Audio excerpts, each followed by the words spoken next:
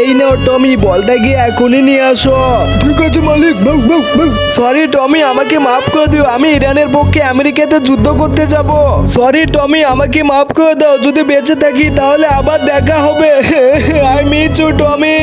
আরে মালিক, আমি তো বল নিয়ে আছি, আমাকে রেখে কোথায় যাচ্ছে মালিক? আমাকেও তো নিয়ে যাও মালিক। মালিক আমাকে রেখে যেও না মালিক। মালিক বন্ধুরা দেখো, মালিক আমাকে কিভাবে ঠকিয়ে গেল। যতদিন পর্যন্ত মালিক না আসবে আমি এখানে অপেক্ষা করবো মালিক।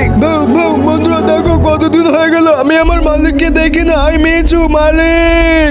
বন্ধুরা, এই টমের মতো যার যার বাচ্চায় কুকুর আছে তারাই কমেন্টে লাভ জমুটা দিয়ে দাও। আর হ্যাঁ বন্ধুরা, তোমরা যারা কুকুরকে ভালোবাসো তারাই শুধু ভিডিওতে লাইক করে চ্যানেলটা সাবস্ক্রাইব করে দাও। এই দেখো বন্ধুরা, 10 বছর যুদ্ধ করার পর আমি দেশে চলে আসলাম। আর হ্যাঁ, আমার টমি কোথায়? আরে এক মিনিট, এই তো টমি এখানেই আছে।